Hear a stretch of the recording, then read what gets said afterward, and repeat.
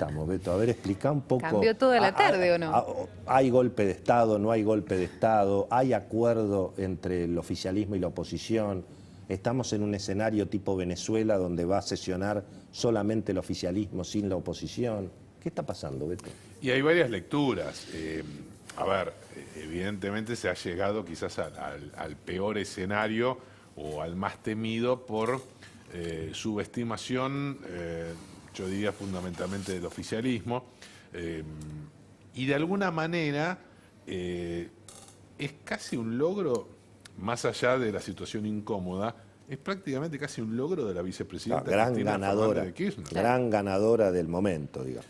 Y dinamitó todos los contactos que lo podían mantener al presidente Alberto Fernández en el centro político, y le va comiendo peones, o por lo menos cuestionando a muchos de sus allegados. Vos fíjate que empezó a tuitear en esta jornada, ahí vemos uno de los tweets. Parece que no solamente Rodríguez Larreta dice una cosa pero hace otra, lo acompaña otro entusiasta militante de lo que yo digo pero no lo que yo hago, Alfredo Cornejo, acusándolo de que tanto en la ciudad de Buenos Aires como en Mendoza hay sesiones presenciales. Pero también este hilo fue muy interesante que subió Cristina, de una legisladora porteña, Lucía Cámpora, donde critica el funcionamiento de la legislatura porteña. ¿Y qué está diciendo? No solo que el jefe de gobierno porteño, el jefe de gobierno de la ciudad de Buenos Aires es el enemigo del Instituto Patria, y de alguna manera eso es lo que quiere lograr con Alberto Fernández, sino que ya no solamente se cuestiona a Santiago Cafiero, a Marcela Lozardo, a Gustavo Vélez, a Vilma Ibarra, a Claudio Moroni, sino que ahora cayó un gran amigo, pero un gran amigo del presidente Alberto Fernández, que es nada más ni nada menos que Claudio Ferreño. ¿Quién es Ferreño? Es el presidente del bloque de legisladores del Frente de Todos porteño. Otro porteño. Claro. Por supuesto. Porteño, ¿no? Y que lo critican por ser benévolo, por tener buena onda con Rodríguez Larreta, por convivir en buenos términos en la legislatura de la ciudad de Buenos Aires, y eso a Cristina no le causa ninguna gracia. Donde hubo convivencia es entre la Unión Industrial Argentina y el presidente. Hoy, sí, acto conjunto, codito con codito, sí. Miguel Acevedo con el presidente. Sí, en lo formal por lo menos hubo sana convivencia. Este año le faltó a la conferencia industrial lo más jugoso de siempre, lo que más aprovechamos los periodistas, que es el pasillo, ¿no? Claro. Sin embargo, si hablabas con varios de los dirigentes que forman parte de la Unión Industrial, bueno, bien, vino el presidente, tuvo un discurso moderado o pro industria, sin embargo, a todos le faltó sustancia, básicamente. Lo que hubo fue un anuncio de algunos créditos subsidiados que en pesos tienen números supermillonarios, pero, por ejemplo, la línea de crédito para que la industria se reconvierta en Argentina al 4.0, a la robótica, es de 1.400 millones de pesos. Son 14 millones de dólares, ¿no? Claro. O sea, ¿cuánto se va a reconvertir la industria con 14 millones de dólares de crédito subsidiado? No hubo definiciones en cuanto a temas impositivos, no hubo definiciones en cuanto a algunas medidas que esperaba la industria que se anunciaran hoy, que tienen que ver con el famoso plan pospandemia, que dicen, por ejemplo, bueno, algunos incentivos a las economías regionales de los que hemos hablado acá, el tema de algunas rebajas de aportes patronales y impuestos al trabajo, que tampoco aparecieron en la agenda, y ahí también muchos industriales empiezan a hablar de que se necesita también el plan pandemia, porque lo que tiene todo el mundo claro en este escenario y en este septiembre con 11.000 casos es que no va a o sea, el gobierno habla de lanzar un plan pospandemia, me decía hoy un industrial, como si eso ocurriera el mes que viene. Y después de hablar con Hugo Sigman en la Unión Industrial y después de hablar con todos los sectores, la industria tiene claro que la cuarentena administrada va a seguir durante buena parte del año próximo, ¿no? Entonces ahí esa agenda sigue muy pendiente, tuvo gusto a poco. ¿Cómo El viene? dato político de la foto. ¿Cómo viene? El dato A ver. político fue Luis Bennaza en primera fila al lado de Axel Kicillof. Claro. Comentado. Viejos conocidos, digamos. Claro. Comentado, Sí. muy comentado en el mundo político. Compañeros de directorio de empresa, ¿no? Exactamente. O sea, Axel fue el director de... ¿Y qué se sabe digamos, de la presión por volver a las cuarentenas estrictas allí? ¿Qué?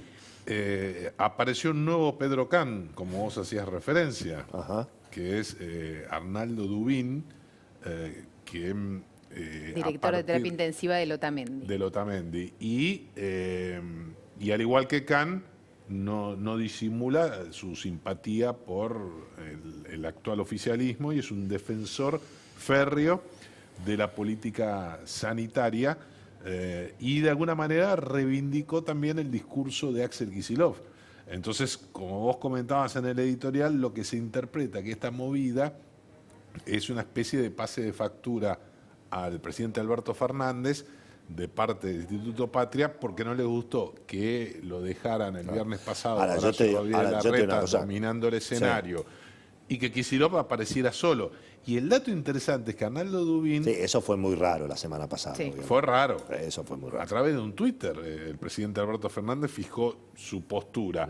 Ahora vos fíjate, en la semana que el jefe de Estado quiere alejarse de la agenda de la cuarentena, desde usinas kirchneristas y desde medios afines al oficialismo, se comenzó a subir el comunicado de la Asociación de Terapistas. Se instaló casi un operativo clamor y hoy el presidente los tuvo que recibir. Un operativo que algunos dicen es también de protección, no solamente es de ataque a Horacio Rodríguez Larreta, sino también es de protección de Axel Kicillof. Obviamente. Ahora, yo les digo una Pero cosa. lo más Yo te digo fuerte una cosa. es el ataque Cuando hablas- a Horacio Rodríguez Larreta y esencialmente a la figura de Fernán Quirós. Porque hoy Claro. Con números tuvo que desmienten. con la repercusión nacional que significa salir de ver al presidente, pese a que habló en todos los medios afines al oficialismo, que diga que el porcentaje de ocupación de las camas de terapia intensiva no es 60%, como dice Quirós, sino 90%, es una diferencia garrafal. Ah, que eso. aparece un INDEC nuevo. Sí. Entonces, digamos que eso genera un ruido realmente importante. Vos fíjate que el presidente tuvo que hacerles un lugar previo, es más, tuvo que correr una reunión que era muchísimo más importante, que ocurrió a posteriori, que era nada más ni nada menos que con los hombres de las últimas 24 horas. Con Máximo y con Sergio Massa. Y con Sergio Massa, que ahí, según me dicen, le contaron por dónde podría salir del laberinto, como diría el presidente, porque claro, no cabe O sea, ningún- vos lo que estás planteando que la idea de Massa, de Máximo y probablemente también de Alberto Fernández es no seguir tirando de la cuerda en este conflicto. Y a ver, eso va a depender de la principal accionista, de la vicepresidenta. Evidentemente, acá hay hay como una gran contradicción. Es decir, el proyecto de la reforma judicial que tiene media sanción en el Senado y que generó lo que ocurrió en la Cámara de Diputados ayer, la pelea por el protocolo, pese a que Cristina no le gusta en lo más mínimo, está presionando. Y la presión, vos fíjate que en la reunión de labor parlamentaria y en los encuentros en la Cámara, en el despacho del presidente de la Cámara, e incluso a las 3 de la mañana hubo otra negociación que las encabezaron fundamentalmente Cristian Ritondo y Álvaro González, con Mario Negri está todo mal, y siempre el duro fue Máximo Kirchner. Massa estaba cerrando con Ritondo y Álvaro González, que eso es Rodríguez Larreta, y eso se estaba dando. Pero, claro, la cuestión era, prorrogamos protocolo, todo lo que quieran, Sí. pero sacame la reforma judicial. Y ahí venía Máximo y decía, las minorías no imponen la agenda. Minorías no imponen la agenda. Era la respuesta que fue recibiendo permanentemente. Hoy miércoles, después de lo que ocurrió ayer, donde evidentemente vimos un fenómeno que no tiene antecedentes, no registra antecedentes en la historia parlamentaria democrática desde el 10 de diciembre de 1983 a la fecha. No estuvo en el recinto el presidente del bloque oficialista. Prácticamente Sergio Massa se tuvo que hacer cargo. Pero no estuvo por Zoom. Sí, sí, pero no estuvo en el recinto. Sí. Desde Chacho Jarolaski para acá, el presidente del bloque oficialista es el que se mete en el barro, que se pelea. Acá esa la tuvo que hacer Massa. La tuvo que hacer Massa y una nueva figura que ha aparecido en el firmamento, que es hoy por hoy la vicepresidenta del bloque, que es nada más ni nada menos que Cecilia Moró. Un fenómeno realmente muy interesante, alguien que viene del radicalismo, obviamente con su apellido lo dice todo, que salta al Frente Renovador a instancias de Gerardo Morales cuando cierra un acuerdo con Massa, y de ahí a hiperkirchnerista. ¿Por qué? Porque en el bloque del Frente de Todos, con muchos que se han ido al Poder Ejecutivo, es la figura más fuerte y probablemente tenga un protagonismo muy importante. Ayer terminó hasta presidiendo la sesión, reemplazándolo a Massa. Bueno, lo concreto es que en las últimas horas hubo un acercamiento. Si bien hoy hubo reunión... Bueno, hoy Alberto Fernández tuvo como una especie de lapsus. Sí, porque absolutamente. En la Unión Industrial... De entrada dijo, la sesión de ayer no existió. No existió. Pareció como era lo de... No solo de entrada, digamos. La de Racing, claro, la de Debido, la de tal cual. No solo de entrada, digamos, hizo hincapié en esa decisión de que no se había votado para extenderse largamente sobre la oposición. Para y criticar a la oposición. Pero después eso fue enmendado por la propia... Tuvo que salir el Chino Navarro. Sí, claro, obvio. Un tuit del Chino Navarro. El dato es La que... comunicación oficial mantenía exactamente la misma letra, no la corregía y mantenía la idea de que la ley no se había votado, ¿no? Bueno, hoy hubo un acercamiento. Si bien en la reunión de gabinete en la calle Uspallata, sede de la Jefatura de Gobierno de la Ciudad de Buenos Aires, Horacio Rodríguez Larreta respaldó lo actuado por la oposición, se encomendó un acercamiento a Massa. Y lo están llevando a cabo, es interesante, son varias puntas. Por un lado, Bali Buca, que rompió de alguna manera con el labañismo. Sí. Claro. Y está como mediador. Recordemos que Bali Buca... Claro, porque el labañismo no dio el quórum no para se lo de lo ayer. guió. No como se lo dio, dice ahora. exactamente. No se Para lo dio. dar quórum te lo guías. No. Entonces... Pero sí Bali Buca. Bali Buca sí, no Graciela Camaño, no Jorge Saguini, ni el Topo Rodríguez. Bali Buca, recordemos, viene de ser candidato con Randazzo, conoce muy bien al albertismo, socio fundador de la Cámpora, histórico socio fundador de la Cámpora. Dicen que está mediando Cristian Ritondo, Sergio Massa, también está operando la diputada Silvia Los Penato, entre paréntesis Emilio Monzó, y empieza a moverse las palomas tratando de reconstruir algo que no se puede mantener. Ahora bien, ¿Qué dirán los halcones? recordemos ¿Qué dirán los que halcones? cuando la propuesta de Massa se la transmiten a los diputados del PRO, porque Negri era más duro, automáticamente comenzó la discusión en el WhatsApp del interbloque y los duros ganaron, pero de entrada, porque hay una avenida del medio entre los diputados y sin embargo... Pero es la delgada ganaron avenida los del duros. medio. La avenida Es del muy medio delgada. es la delgada avenida del medio. Cecilia, ¿por qué decís que el decreto de las telecomunicaciones puede ser otro Vicentini? Bueno, porque hoy a la tarde hubo una reunión de los operadores, ahí estuvieron Claro, Telefónica y Telecom, básicamente los operadores. Son auténticos operadores. Claro, con el ENACOM. Básicamente ahí lo que encontraron las telefónicas es una propuesta, un planteo, un diálogo de que con la reglamentación se resuelve todo.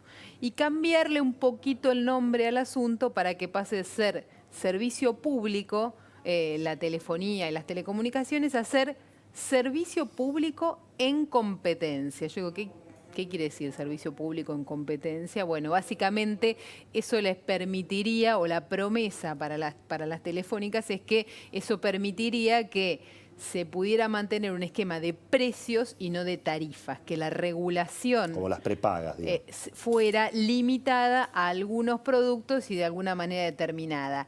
Nadie en esa mesa dice, me voy a bajar de un reclamo judicial, voy a dar marcha atrás con nada, porque la desconfianza es enorme y lo que creen es que lo que se negocia en el ENACOM no necesariamente es lo que termina sucediendo, ¿no? Digamos ¿Estaban que Ambrosini y López? estaban los dos. ¿Estaban los dos? Estaban los dos, Ambrosini, un hombre de Sergio Massa, con Claro, por un eso. diálogo, sí, para nuestros televidentes, con más diálogo con el sector, y López, más radicalizado, y a quien se le atribuye, digamos, el planteo a Alberto Fernández de el decreto, del famoso decreto. Sí. Y alguna influencia de Zanini. Sí, especialmente, ¿no? Más en la pero- letra. Un capítulo a propósito de lo que planteábamos al principio en el programa, que es el hecho de que hoy la sociedad argentina está con crecientes temores sobre el futuro, más allá del bolsillo, ¿no? Sí. Pero te voy a decir una cosa Sí. sobre eso ahí. Mira, una de las empresas de telecomunicaciones mandó a sus abogados a revisar qué pasaba cada vez en la justicia, cada vez que se había cuestionado judicialmente un congelamiento de tarifas. Como vos decís siempre, somos nosotros, no es un político. Lógico.